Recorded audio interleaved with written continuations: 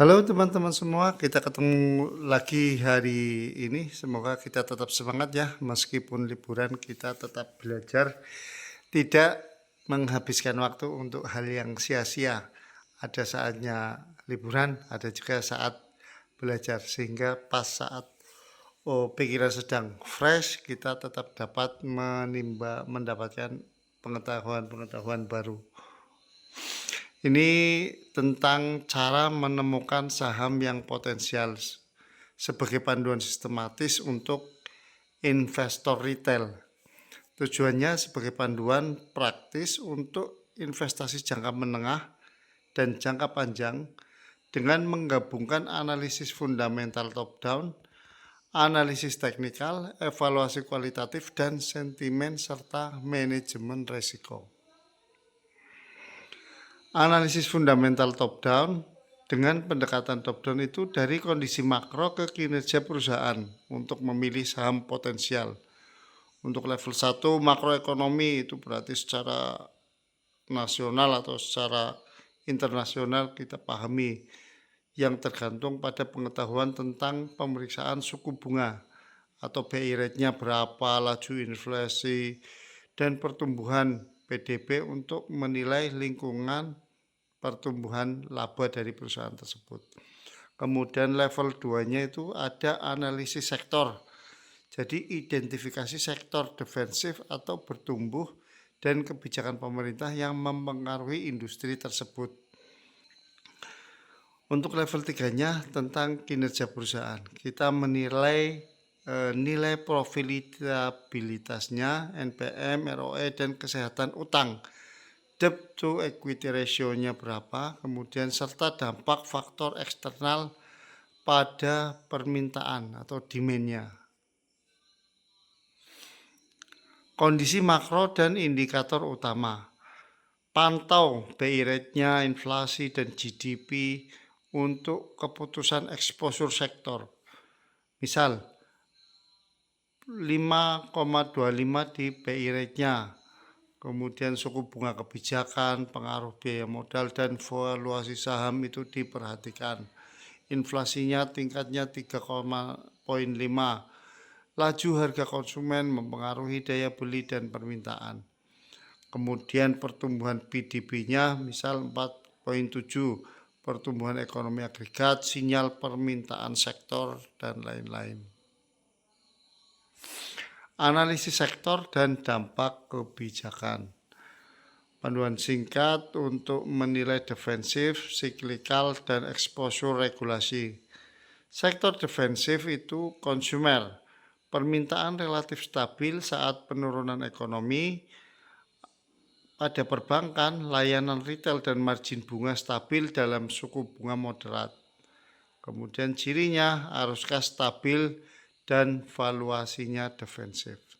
Sektor siklikal, energi, permintaan terkait siklus ekonomi dan harga komoditasnya bagaimana.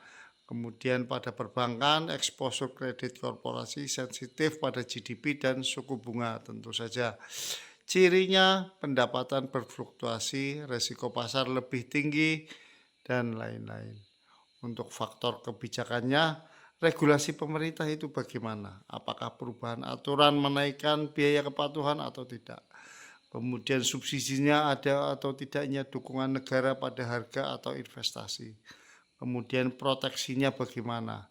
Tarif atau batas impor yang menguntungkan produsen domestik bagaimana? Dampak per sektor. Nilailah exposure perusahaan terhadap tiap poin di atas.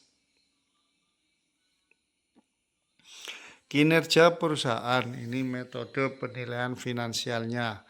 Gunakan matrik gabungan untuk nilai laba, utang, dan valuasi. Metriknya, net profit marginnya berapa? Interpretasi singkat, persentase laba bersih dari penjualannya berapa?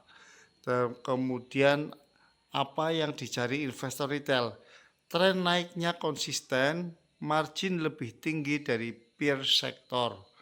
Kemudian return on equity-nya, efisiensi pengembalian modal pemegang saham, ROE stabil atau meningkat di atas rata-rata sektor. Debt to equity ratio-nya, rasio leverage total terhadap ekuitas. Jadi DER moderat, menurun atau stabil selama beberapa tahun. Ini yang diperhatikan. Price to earning ratio, harga saham relatif terhadap laba per saham. Price to earning ratio mencerminkan fundamental, wajar atau lebih rendah dari peer jika pertumbuhan rendah. Kemudian metrik price to book value atau PBV, harga relatif terhadap nilai buku per saham. Kemudian PBV-nya wajar atau undervalued relative peer. Kemudian periksa kualitas asetnya. Biasanya kan PBV yang kurang dari 1 dan lain-lain. Itu diperhatikan. Kemudian gabungkan metrik-metrik untuk gambaran tersebut secara lengkap.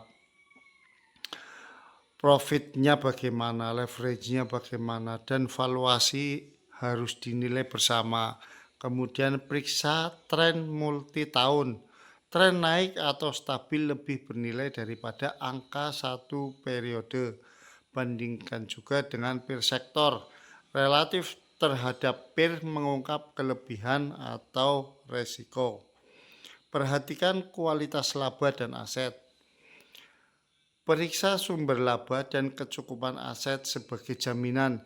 Jangan sampai labanya kecil, kemudian asetnya kurang dan lain-lain, itu diperhatikan. Keputusan beli, data plus konteks sektor, gunakan metrik kuantitatif plus kondisi makro dan sektor.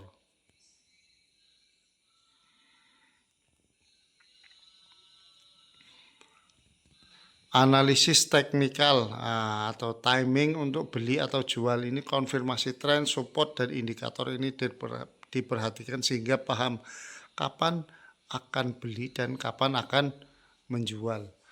Berapa harga belinya dan berapa harga jualnya agar tidak sampai terjadi cut loss. Kalaupun cut loss ya tidak banyak-banyak amat, standar. Tidak terlalu banyak ya 2% lah kalau cut loss, tapi kalau profit ya bisa 5%, 10% ke atas lah. Oke, seperti itu. Identifikasi trennya, tentukan uptrend, downtrend atau sideways. Menggunakan price action dan moving average untuk memahami arah pasar. Ini ada yang MA10, MA20, MA50, MA200, terserah, itu dianalisa secara matang. Cari support dan resistennya. Tandai level support dan resisten utama untuk mengidentifikasi area pullback dan potensial breakout. Memang ini tidak pasti ya, dan memang tidak pasti, tetapi ada perhatian dan ada persiapan untuk waktu yang jelas untuk masuk dan keluarnya. Kemudian konfirmasi dengan indikator. Validasi sinyal menggunakan moving average, RSI, dan volume untuk menilai kekuatan dan validitas sinyal. Kemudian rencanakan entry-nya. Masuk pada pullback ke support dalam tren naik atau setelah konfirmasi breakout disertai peningkatan volume. Rencana exitnya, berapa rencana exitnya, berapa persen profitnya atau berapa persen cut loss-nya. Itu tentukan target dan stop loss berdasarkan resisten berikutnya, serta indikator momentum untuk mengelola resiko. Contoh pola visualnya, contoh sederhana. Tren naik dengan pullback ke support diikuti breakout yang didukung lonjakan volume. Analisis kualitatif dan sentimen untuk pemilihan saham. Evaluasi gigi, mod, dan dampak berita terhadap persepsi pasar. Yang pertama, good corporate governance. Rekam jejak manajemen dan struktur kepemilikan. Periksa independensi, dewan audit, insider trading, dan kebijakan remunerasi.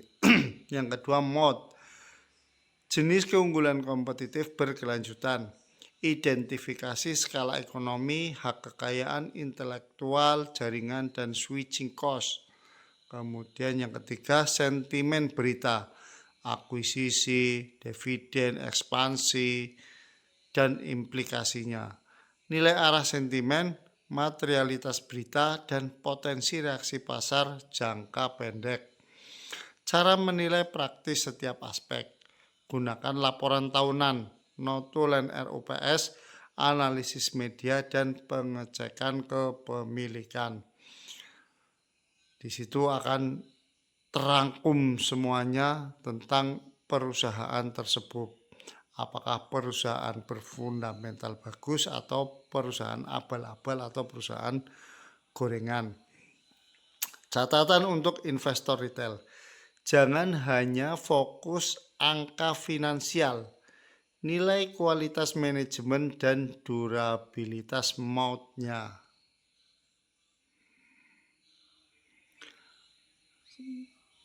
Manajemen resiko dan strategi proteksi modal. Langkah praktis untuk investor retail, diversifikasi, risk atau reward, dan stop loss. Tahap 1, tetapkan tujuan dan horizon.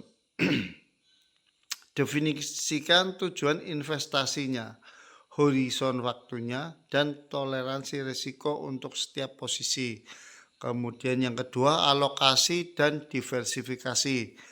Batasi alokasi maksimum per saham, sebar investasi antar sektor untuk mengurangi risiko spesifik.